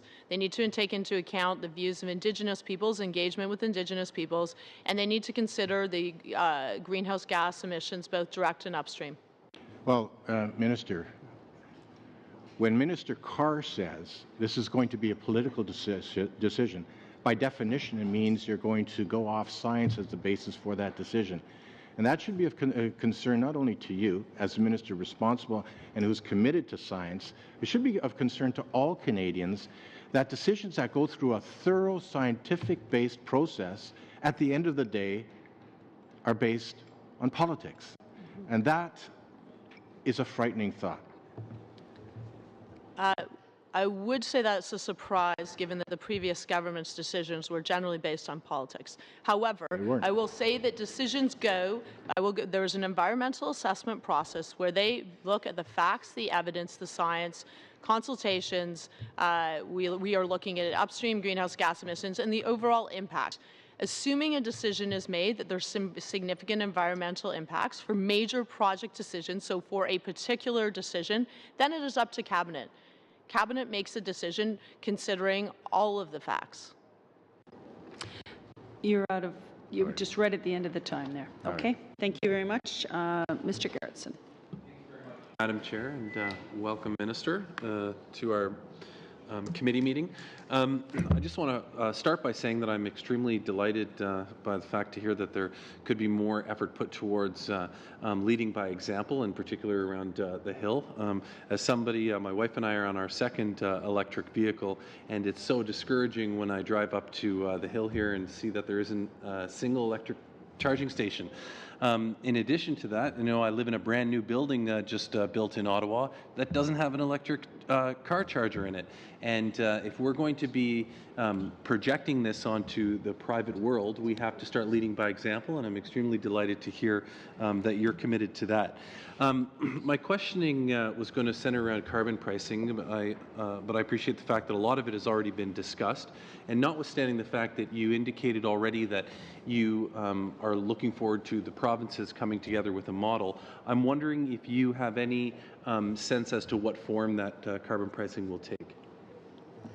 So thank you very much. And on my list, electric vehicle charging stations on Parliament Hill. I hear you on that. So in terms of carbon pricing, as I said, we already are in a situation through the leadership of the provinces, 4 provinces in particular, 80% of Canadians will live in a jurisdiction where there's a price on carbon. So Alberta, BC have a tax, and Ontario and Quebec cap and trade. So this is why we do need to have a discussion to understand, how do these different systems interrelate? What are the concerns? I understand that there are provinces that may have different views or concerns. The North, there are very legitimate concerns about what would be an impact on carbon price on the cost of living, which is already very expensive. So those are things that I certainly take seriously, and that's why we need to have this discussion. But as I said, I'm very heartened by the positive atmosphere where we see environmental leaders and business leaders saying the same thing. They are saying, let's use the most efficient mechanism, a market mechanism, where we reduce what we don't want, pollution, and foster what we do want, which is clean innovation, because that's not a hardship. That's where the economy and the jobs of the future are, and that's the direction. And if we can get this right, China alone, I was with the governor of the Bank of England on a panel discussing this subject. China alone will require, I believe, $30 trillion of investments in clean technology. $30 trillion. So if we can find solutions here, those are solutions that we can export. And that is really key. So I think carbon pricing is certainly part of the solution. That's why I hear so many companies saying, let's provide the certainty that we like. Let's, reward what we are looking for, solutions that reduce reduce emissions when it comes to natural resources, that foster innovation and clean tech. But we need to go through this discussion. It is not an easy discussion. I don't doubt that people have different views, which is why I am very excited about sitting down with everyone, because I think this is really a win-win. And I certainly approach the discussions with the provinces and territories in a very positive spirit, because I know Canadians expect us to do our job in terms of reducing emissions, but they also believe that the environment and the economy go together, and carbon pricing is part of the solution. Thank you. How much time do I have, Madam Chair? You've got just over a minute and a half. Okay. I just want to touch on something that relates to my riding specifically, and perhaps you don't have the answer right now. You can turn over to your deputy or somebody else. But I come from a riding, Kingston, that was rich in its industrial activity many years ago, and as a result, now we have many brownfields in the area. A number of different programs have come along, such as municipalities offering a reduction of property taxes in order to rejuvenate these brownfields. And I'm curious, what is the government's approach with respect to helping municipalities to rejuvenate brownfields so that these areas, quite often in the center of municipalities, can start to see life again to these areas that are otherwise just sitting there vacant because they're completely intoxicated with the toxic substances that have been put into the land. So thank you very much for that question. So contaminated sites and remediation of contaminated sites, extremely important. Also, actually, it plays a role in tackling climate change. I'm originally from Hamilton. We have one of the most contaminated sites that we're also working on, so I recognize how important it is for communities and what an opportunity it is. So we have a Federal Contaminated Sites Action Plan. It was established in 2005, and its primary objective is to reduce environmental and health risks from federal contaminated sites. I guess I will pass it on to the deputy, because I know we have funding allocated in budget 2016 that will go towards remediation of contaminated sites. Deputy? Yeah, as the minister said, the program has been renewed for funding through 2019, and there were additional funds committed to in budget 2016 in order to continue to reduce the overall inventory of federal contaminated sites. Thank you. Thank you, Madam Chair. Thank you very much. Back to Mr. Cullen. Great. Let's start with some good news. I think Public Works has already agreed to our request to put a charging station up on Parliament Hill, so take one off the list. Have you ever been to Haida Gwaii, Minister? It's interesting that you would say that because I'm planning on going this summer. Fantastic. I will see you there. Bring your kids. Mine will be there. And it's for those that have never been, if you want to see the true power of Canada and the beauty of the Haida people in action, come up to the northwest of British Columbia. So a question about C-38. We talked about this terrible omnibus bill that came through. It not only changed environmental assessments, it also slashed a number of the budgets in your department. Does Budget 2016 seek to restore the funding that was cut in terms of water quality management, in terms of GHG emissions monitoring? Do you have a sense of that? And if you don't, could you get back to the committee with an assessment, perhaps from your department, as to what was cut in C-38 and what you hope to restore in terms of that critical funding? Well, so in terms of the budget 2016, the funding that is there, I think there were some concerns about some sunsetting funding. So the good news is budget 2016 continues most of that funding. You know, I have looked into and asked about what the impacts are or how did we address any cuts. I feel confident that, you know, I have looked at what programs, you know, that I think some of the cuts were from, they were addressed through programs that were not core to the mandate. But I'm going to pass it over to my deputy. Let me ask this specific question and very quick response. All we're seeking is that a number of those, if we can't measure, we can't manage. We can't improve water quality if we're not measuring it. We can't improve our GHG emissions if we're not measuring it. So is it possible, not now, but to provide the committee an assessment of what had been cut over those number of years and if there's been efforts to restore that funding or even, in fact, improve it? So I think Short answer, the question please. may relate to Budget 2012 reductions that were made across the government in order to help the government achieve its deficit reduction goals. The core monitoring programs of the Department of Environment and Climate Change were not affected. Okay, so we have a number of documents showing that some of those core programs were in fact impacted. But what I'll do is we'll put a written question through to your office, and with the endorsation of the minister, we can get some answers. C-38 very specifically went after our environmental assessment, and I can't help but smile ironically to hear my Conservative colleagues talk about this decision around assessment of projects being made to be a political one, because it was in fact the Conservatives who made that choice to take it away from the National Energy Board exclusively and put it into the hands of Cabinet. Have you considered removing it back out of the hands of Cabinet, back towards the regulator, who is supposed to be non-political and dispassionate about these things, using that science that we so trust? Once again, one of my major priorities is helping to restore confidence in Canada's environmental assessments. Great way to do that.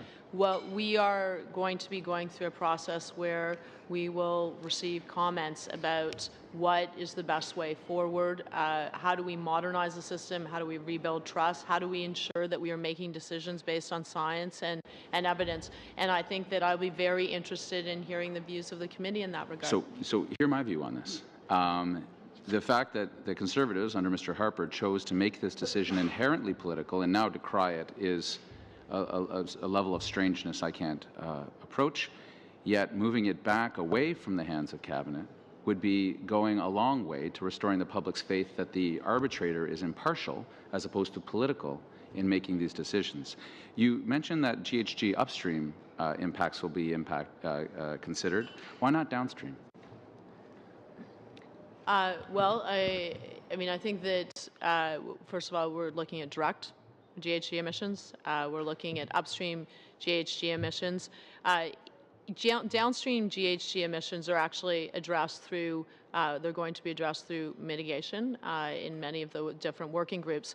But I can talk about, I mean, we just issued regulations that provide more detail about how to calculate upstream emissions, which is challenging. I will pass it on to my deputy to talk about downstream. Before we get there, though, so oil produced in Canada that remains in Canada is captured in Canada in terms of the GHG emissions. But if we send it to China, it's not really fair to say that that will somehow be handled in some other process that we're not aware of, unless Beijing has told us something different. It's just a simple question. If it's carbon being emitted from a Canadian source upstream, when it gets used, wherever it gets used on the planet, has it been contemplated to account for that as well when measuring the GHG impacts of our fossil fuels? I will pass that question over to my deputy. I thought that would be a policy question. So analytically, analytically, it is possible to do an analysis of downstream. Impossible or possible? It is possible to do an analysis of downstream emissions, but it is very challenging. Even in the upstream, emissions methodology that we published, we've described some of the what are become qualitative issues that relate to alternative sources. I think we're up for a challenge. And my last question to you, Minister, do you have a date when you and Minister Garneau are planning to bring in the legislative tanker ban on the North Coast that your party committed to? Well, that is something that is also with Transport Canada, and so there are discussions ongoing now, and the lead minister would be in a better position. Any date contemplated between you and the minister? I think it would be better to discuss with the lead minister. Thank you. Okay, thank you very much. And our last questioning round is Mr. Bossio. Thank you, Chair. And once again, thank you, Minister. I'll be sharing my time with Mr. Aldag. Just one quick question. We're also studying or doing a review of SEPA. And we know that toxic chemicals are in our environment, in our food, our land, our water, our air. The difficulty we have is the virtual elimination of these chemicals. How do we better define what is a persistent, bioaccumulative, and inherently toxic substance, and by doing so more effectively virtually eliminate them from our environment? Will you work with the Minister of Health to put resources required to conduct this analysis more quickly so that we can establish, for example, reasonable use drinking water standards? And the reason I say is in my own riding, there's a landfill that is emitting 1,4-dioxane, a highly toxic substance, and it's very difficult to hold the company accountable for this contamination of the surrounding environment because there's no drinking water standard for it, whereas throughout many other jurisdictions we already have drinking water standards. We're way, way, way behind on these types of standards. Thank you very much, and I'm very pleased that you're going to be undertaking a review of SEPA. I mean, SEPA is really critical. It's the basis for environmental and health protection. I will assure you that I work very closely with the Minister of Health in this regard. We need to make sure, we need to look at how the Act can be approved to address some of the concerns that you've raised. And so certainly happy to work with the committee in this regard to hear your suggestions and look how we can support your work. Okay, thank you. Okay, thank you. So another study that we're going to be doing, we're actually starting when we come back from our next constituency week, is on protected areas. And it's going to be looking at meeting some of the targets, the 17% of terrestrial and inland water as areas by 2020 and 5% of marine and coastal areas by 2017 and 10% by 2020. And so I hope to be hearing more from the departments as we get into that study. But I'm just wondering to start with if you could make a comment just on the progress of the park establishment, both national parks and marine conservation areas, to help establish a bit of a baseline where we're at. And then if you want to throw in what Ms. May had asked about the status of the negotiations on the Southern Strait of Georgia National Marine Conservation Area, I'd love to hear about that.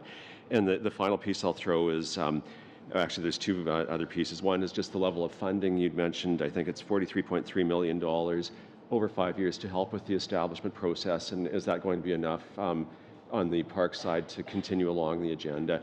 And the final piece is on an unrelated topic, is simply we've been hearing a lot about sunken ships, and if there's a strategy or any work being done with Fisheries and Oceans to deal with some of the issues of sunken ships because of the work that we're going to be doing on marine protected areas.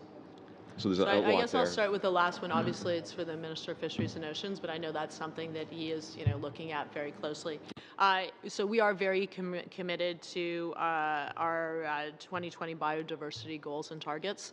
So as you said, it's 17% land and 10% coastal ocean. Those are ambitious targets. You're absolutely you're absolutely right.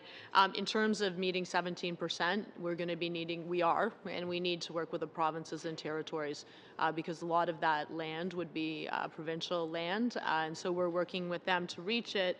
I can tell you right now, 10.4% of terrestrial areas are protected right now.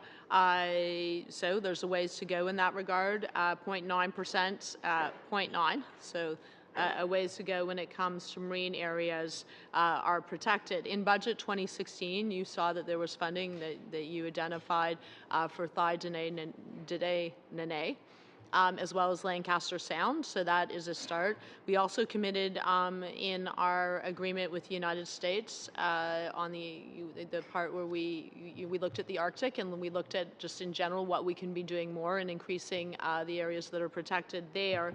We do have a strategy. It requires a lot of work to establish new protected areas. It includes a lot of work with Indigenous peoples often and the communities that are there. But I'm confident that going forward we will meet or exceed those targets. But I will ask actually the head of Parks Canada to answer. As has been asked, particularly in relation to the National Marine Conservation Area in southern Georgia, that is an area where we're continuing the ongoing consultations, particularly with Indigenous groups in that area and other interested players. So that's moving along well. In terms of the park creation, again, it's a very detailed process that takes a long time because of the range of interests out there, particularly Indigenous peoples. And as many members of this committee would know, we have a very different level and expectation for engagement with Indigenous peoples today than we did in the days we first set up our national parks. And what I would say, I guess, on the question of the $42.4 million to do parks establishment, the park system plan, that sort of work began with the creation of Banff National Park in the 1880s, and we will eventually get to covering off all 39 ecoregions within the country, but that is a process that will take decades to complete. But we certainly have a range of parks that we're working on now that will help us get, as the Minister has said, to the 17% terrestrial targets, working closely with the provinces and territories who will be major contributors. Is there any time left? You are out of time. Sorry.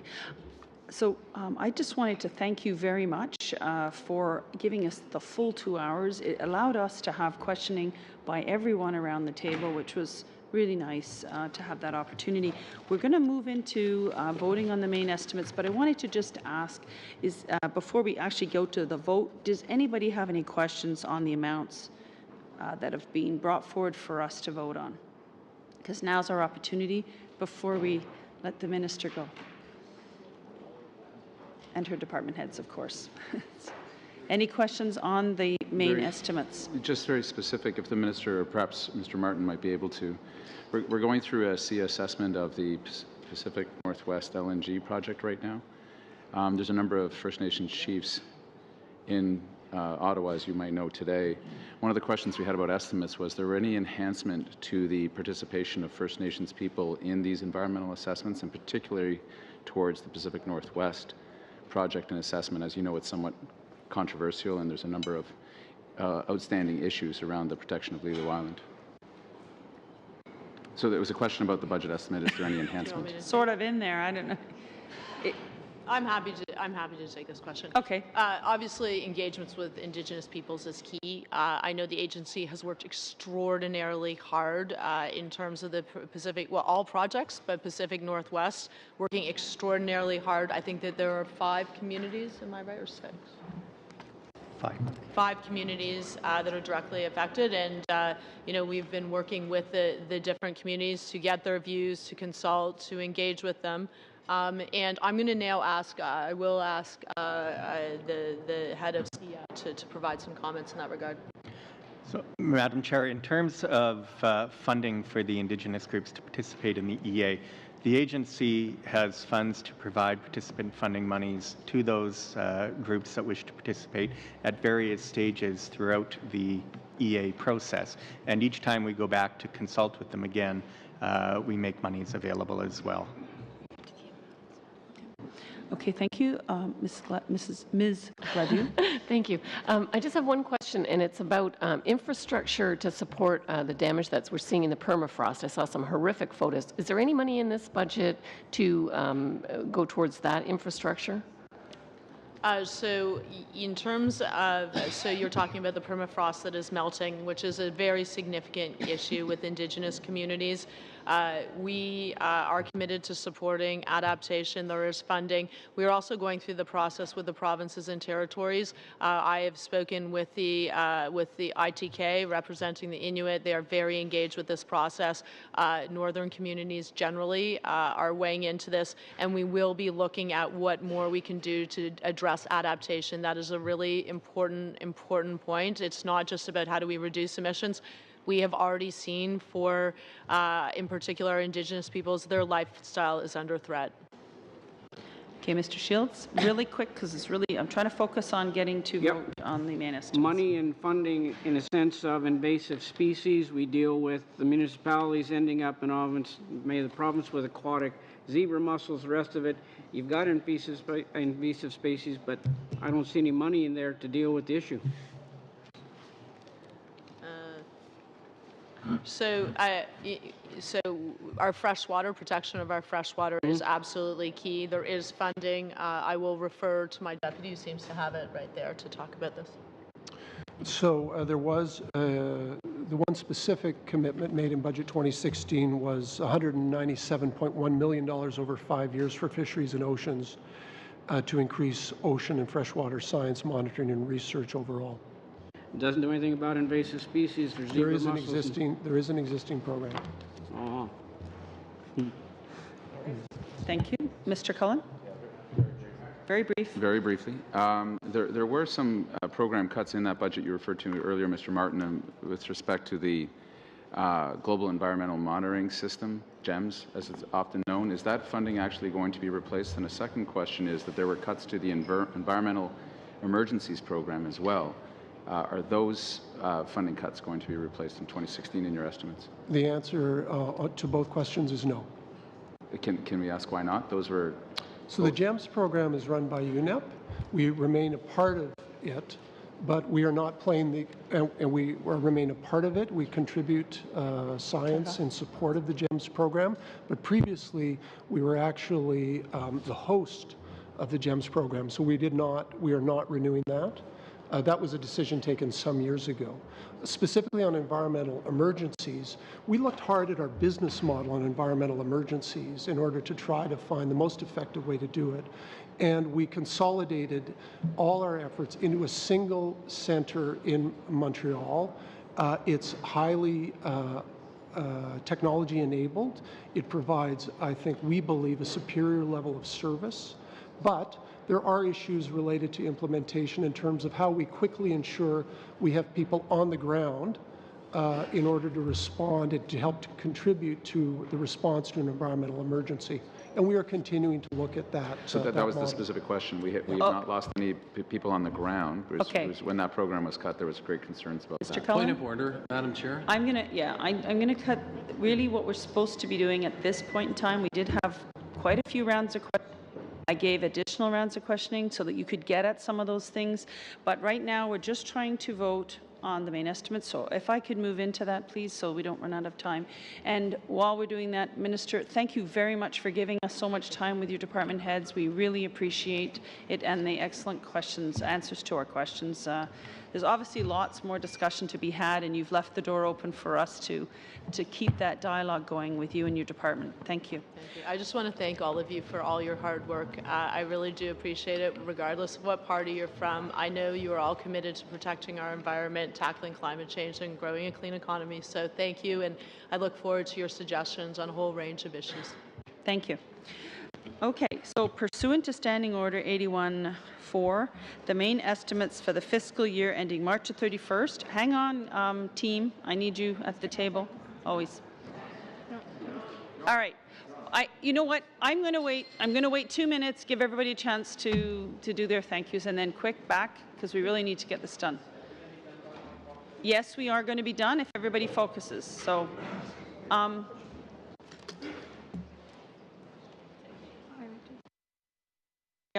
Okay, so pursuant to Standing Order 81-4, the main estimates for fiscal year ending March 31st, 2017, Vote 1 under Canadian Environmental Assessment Agency, Votes 1, 5, and 10 under Environment, and Votes 1 and 5 under Parks Canada Agency were referred to the Standing Committee on February the 23rd, 2016 We are now going to vote. Shall vote 1 under Canadian Environmental Assessment Agency. Carry? Okay. All in favor?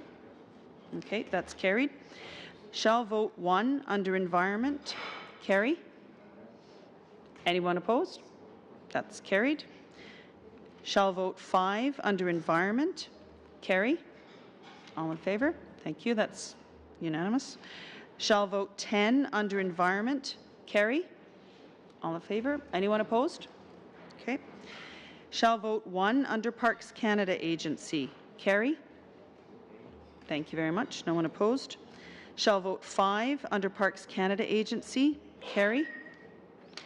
Thank you very much. Anyone opposed? Nope.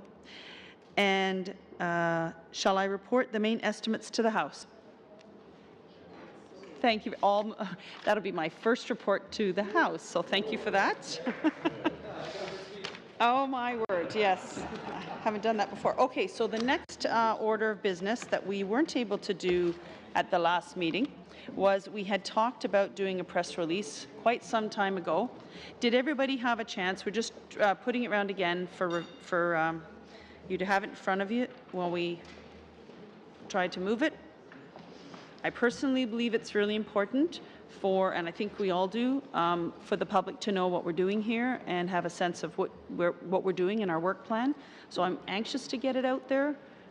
Obviously, we've had a month or more. We're working on the work plan. I'd like the public to know about that in a formal way. So does anybody have any discussion on this item, or can we move to adopt this as our first press release for the committee? So moved. All in favor? Anyone opposed? Great. Okay. Was there any other business? I think I had one that Mr. Fast had brought forward, which was the climate. Where is that? I had that in front of me. Just a minute. You had suggested about us taking part in a climate conference, Startup Canada. It was an okay. So it was. Okay, well, maybe it wasn't Mr. Fast. My apologies. You're looking like I'm looking a little puzzled like here. I've got you. Okay. Your request. Okay, I do remember seeing some dialogue back and forth. Okay, so we were requested or given an invitation to participate in Startup Canada, and I believe that your response was that you were going to go, Mr. Fast. So I'm just wanting to make sure I'm bringing it to everyone's attention. It's a policy roundtable on the Hill, and I want to make sure you're all aware of it, and if we can have some members there, I think it would be very helpful. So did anybody figure out yet whether they were able to go? Is that just to let me know who's going to be there? It would be very helpful if I could respond back to them. So, Mr. Fast, you have said you will be attending. Is there anyone else that has that sort of? Ms. Glad, who might be willing to go. I'm going, although I'm not like a habitually one of you. That's okay. We welcome everyone. Do let me know, please, if you could let me know by the end of the day. Mr. Basio, are you planning? I have house duty, but I will be there for the second half of it. Okay, that's great, because it would be good for us to have a showing there. And if you could let me know, I would make sure that they are aware that we have a good showing at the event. Okay, was there anything else that anybody wanted? Like Mr. Cullen. Yeah, this is a motion that was submitted, I believe, Friday of last week, Chair. If I got my dates right? Yes. And considering the testimony we just had from the minister and her officials, I think this is most apropos, and it seeks to have the committee simply follow the motion we adopted in February 25th to look at climate change and our international efforts to limit global temperature rises 1 to 1.5 degrees above pre-industrial levels, as was committed to by this government and reiterated today. And these are some of the key elements that we've talked about. The committee has discussed this at the subcommittee level numerous times and also at the larger committee level. I think this is absolutely fitting with the testimony and the priority that we've heard from the government, so I look forward to everyone's support. And I appreciate very much you leaving it to discuss it at the end of the meeting so that we could get all that time with the minister. Thank you. Open for discussion. Anybody want, because I know we had a bit of discussion this on the Thursday, so we can just carry on. Mr. Gerritsen. Thank you very much, Madam Chair. And in anticipation of this motion, I drafted a bit of an amendment. I mean, I respect the fact that we have juggled things around a couple times, and I appreciate the fact that things haven't been going exactly as we had planned originally. But I do think that it's important that we finish the work that we have set out to do in the order that we had set out to do it originally. So I would move an amendment that we replace the words "the committee hold at least 4 meetings." Up to report its findings to the House, and replace that with the committee hold 2 meetings as adopted at committee on April 14th, which would be on June 21st and June the 23rd. I'd put forward that amendment, Madam Chair. So you're moving that amendment? I'm moving that as to an the amendment. motion that's on the floor. Okay. As a friendly amendment. Any discussion on the amendment? Mr. Cullen. I'll try to keep this brief. I appreciate the efforts by Mark. There's 2 simultaneous things, of course, happening at once here. One is the substance of what I'm trying to get done, which is something that everybody says they want to get done, but as Mark has said, has been bumped around and shuffled as we've readjusted our calendar a few times. The second thing is just the way this committee is going to work, and that we struck a subcommittee, and that the subcommittee hashes things out. And previous to our last meeting, I think the subcommittee had spent about an hour or more even, a fair amount of time working out a schedule which we then presented back, which then the committee changed again. It begs the question of what you asked us as a subcommittee to do. If all we're going to do is bring back our recommendations, you're going to change them again. We just burned an hour of all of our collective work lives to repeat the conversation. So we can't keep doing it, is my point, because it's not very effective for certainly the subcommittee's time, and I would also argue for the committee's time. Well, I have one. It's meant to save time, not make more, and we've only been making more time and more effort. I'm not going to vote for the sub-amendment simply because it allows those 2 meetings to remain at the end of the committee's calendar, which I like Dominic LeBlanc a lot, and he likes his summers a lot, and I'm not fully confident that that week of the House will in fact even sit. Usually it's a rumor. We haven't had this particular House leader in charge of the calendar before, so we'll see what happens. So that gives me great concern, because as we heard from the Minister today, and I'll end here, Chair, because I don't want to take up time, that her deadline is actually September 4th, according to when the Minister made the commitment to bring back a greenhouse gas target for the country. That was 6 months after the Vancouver Agreement. With this committee not having dipped its toe substantively at all into climate change for those first 6, 7, 8 months of Parliament, it'll be 10 months by then, seems to me counterintuitive, simply because it's the name of the ministry, and climate change is really pressing. So I'll be voting against the sub-amendment. I think it just simply reverts back, and voting for the main motion. So it's actually an amendment. That's okay. Did anyone else want to say anything before we put it to a vote? Okay, so we're voting on the amendment, and everyone knows what it is. So all in favor? Anyone opposed? Okay, thank you very much. That passes. And so now we will move the amended motion. All right, and everyone knows what that is? All right, all in favor? Thank you. Anyone opposed? Okay, we have one abstention. Okay. All right. Is there any other business? We actually are right on time. One thing. Yes, Mr. Fast. We are in time. I just want to make sure that my motion about the rotation for questions be considered at our next meeting, if at all possible. Okay. We'll do that at the end of the next meeting then, okay? So the next meeting, just to be clear, we are working on our drafting, well, not working on, we are going to try to finish and submit our drafting instructions for the Sustainable Development Strategy and Act. So come prepared for lots of focused discussion, and then we will make sure we save time for you to bring that forward, okay? Oh, I've got Mr. Amos. Just a point of information. I'm wondering if the clerk could update us on any discussions around the use of Facebook page.